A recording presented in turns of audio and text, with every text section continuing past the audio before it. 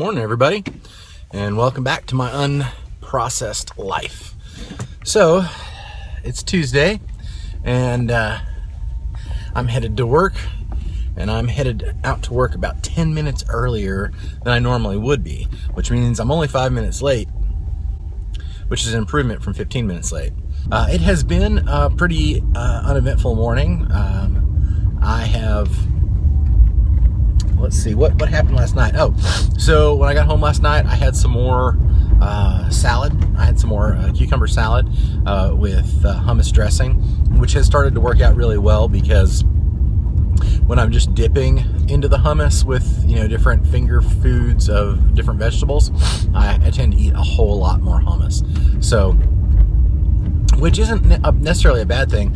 It's just that it has a higher fat content than what I really want. And Stark Raven Raw made a pretty good observation last night when we were talking. She was telling me, we were talking about my diet and how I've been managing it. And even though I've done really well, I'm going on 3 weeks raw for the most part. Apparently it's been high fat. I wasn't thinking it was a high fat content because I'm not eating that much fat, but percentage wise I was eating a lot. So, she made the point that even though I haven't been eating a lot of fat, all of the calories, well, not all the calories, but a good percentage of the calories that I've been eating have been fat, and I really want the percentage to be somewhere around anywhere from 5 to 15%, closer to 5 right now, and that would be more advantageous for me. But I'm probably somewhere in the neighborhood of 50 or above because most of my calories are coming from that. Although if I was eating more calories from other sources, then the percentage would be much lower and that amount of fat would be all right. But because my percentages are off, it's causing me basically to be in the high raw, but also the high fat neighborhood of rawness or unprocessedness, which is fine. I'm not beating myself up about that because I think it's been a pretty good, I hate to use the word transition for me, but for lack of a better term, transition, because having the ability to stay on a raw diet and not feel like I'm deprived, there's some cravings obviously, but not feeling like I am missing something, or at least feeling satisfied with my food choices.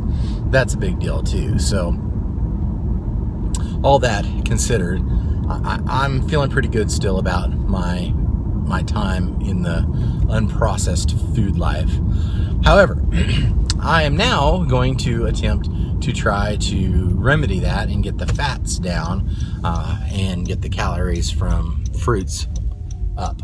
And that should help with a couple of things. It should help to detox me a little bit more. It's one of the reasons I think I haven't really felt too many detox symptoms.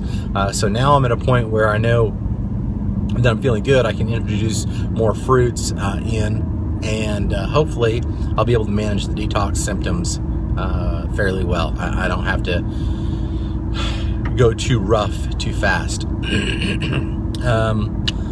So today I got up and had a green juice. I'm loving the green juice. Did I just say that? Really? Like out loud to other people? Well, I am. I'm enjoying it. It's convenient, which is nice because I can make it, I can drink it, and not have to worry about anything else. I'm done, and it fills me up. And if I had the money to do it, I would probably just go pretty much all juice for a few weeks and maybe a month, just to get all the nutrients and everything. I would probably do that. I can see how juicing can be very addictive, but I don't really have the money to do it. So since I don't, I'm going to continue on with maybe my one green juice a day, and then trying to eat whole fruits and some vegetables and stuff. So that is the plan. So I had my green juice this morning, and which, you know, I don't know if I've ever told you what the green juice consists of, but basically it's 10 leaves of Lucindo kale and 2 heads of romaine lettuce, 4 apples, some ginger. I don't know how, you know, you measure the raw ginger. I think like a knob, you just kind of break off one of the knobs of it and put it in there. And then 2 lemons. Today we changed that up a little bit because I had some cores, some cucumber cores from the salads that we made yesterday, and so I juiced those in the place of one of the heads of romaine. So I actually had I actually used just one head of romaine, or one head of romaine instead of 2 this morning, although normally it's 2. And then let's see, so that's what's in the green juice basically. 4 apples, 2 lemons, 2 heads of romaine, and 10 things of kale. And then Stark Raving Her On, I split that. I drank half of it and she drinks half of it, or depending on how much juice there is, I'll split it up into 2 16-ounce jars. It usually makes 32 ounces. I'll split it up into 2 16-ounce jars, and then what we'll do is I'll drink one of those jars for breakfast, and I'll leave her one of those jars, and then I'll just drink the excess. Or sometimes if there's a lot, we'll make a 3rd jar. It just depends on the size of the produce and all that kind of jazz. So that's what's in the green juice every morning, and it varies a little bit depending on what we have. Sometimes I put collard greens in. It just depends on the greens that we have, which I picked up some collard greens at the farmer's market this weekend, so we may do some of that as well in the green juices in the coming days.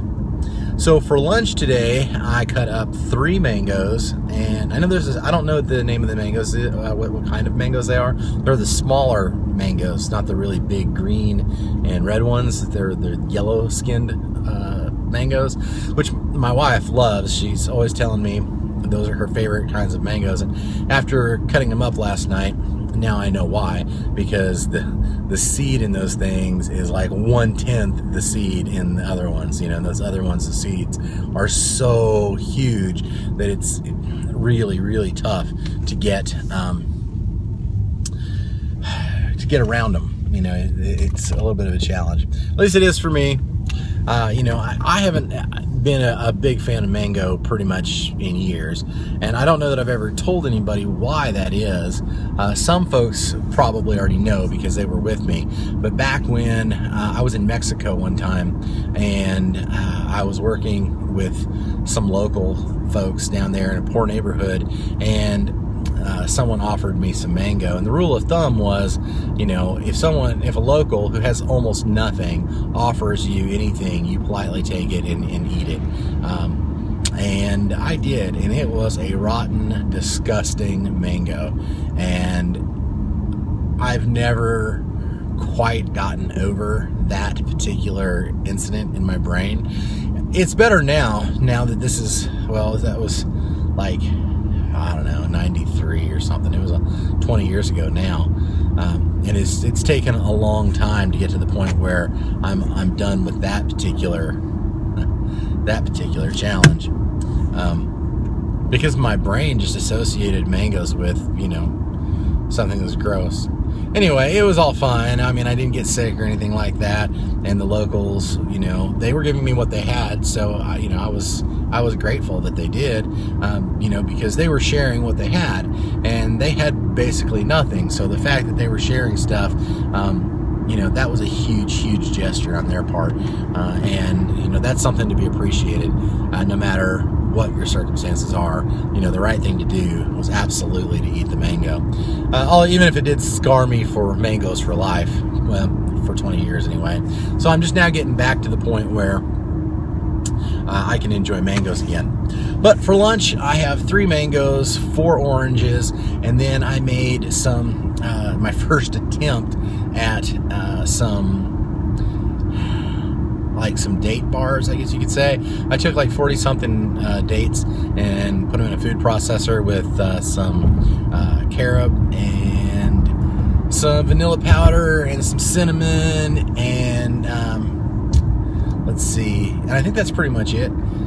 Blended it all together, a little bit of water maybe, molded it into some bars, put some raw cacao nibs on top of it, put it in the fridge overnight, and this morning I was kind of expecting them to be nice and firm, and they weren't. They were still pretty gooey and stuff. So I packaged them up, and I may have to eat them with a spoon, but that is part of my lunch. And I also grabbed 4 bananas just to make sure that I would have enough calories to get through the day. I mean, I have a desk job, so it's not like I'm going to be burning a whole lot of extra calories other than the calories. You know, I mean, it's not like I need 4,000 calories a day because I'm not going to be burning them. So, you know, for me, probably 2,000 is plenty of calories just because I'm not going to be burning a whole bunch because I'm at the desk, and I know that I need to get out and work out, and I haven't been real successful with that. So, you know, until that happens, I still end up needing to not have so many calories. Although exercise is important, and it's one of those things I'm trying to work into my daily routine as best as I can. You know, as you can see, just getting to the point where I'm only 5 minutes late taking off is a huge accomplishment for me, and you know that requires me to get up an hour earlier. So you know, I've already told myself I'm not getting up any earlier than 4 a.m. to do anything. 4 a.m. is when I get up if I'm, you know. And you know, I haven't been getting enough sleep either. You know, I've been going to bed at you know 11 o'clock or midnight, so 4 or 5 hours of sleep at night is not really going to cut it. And that always catches up with me. I'll go home and collapse usually every so many days and sleep from 5 o'clock to the morning. You know, try to catch up some. Even though your body doesn't catch up like that, you know, it's more of a consistent thing. But anytime your body needs more sleep and you get it, that's a good thing, even if it doesn't fix the quote-unquote sleep deficit sort of stuff. So all things I'm working on in my unprocessed life, all things I'm trying to get squared away, and I appreciate you coming and taking the journey with me. It's a time that I enjoy spending with you. I love spending time with you guys, and I appreciate you stopping by and spending some time with me. It's an awesome part of my day, and I'm glad that you share it with me. Anyway, I'm about to go hop in my carpool ride here. Remember, you can catch me on Instagram, myunprocessed.life, or email myunprocessedlife@gmail.com. And of course, you can always comment down below, like, share if you want. No Facebook page, no web page at this moment. If that becomes a thing in the future, then we'll go that route. But for right now, it's this. I hope you all have a wonderful day, and I'll try to talk with you this afternoon once I get headed back to the house. Anyway, have a great day. I love you. I'll talk to you soon.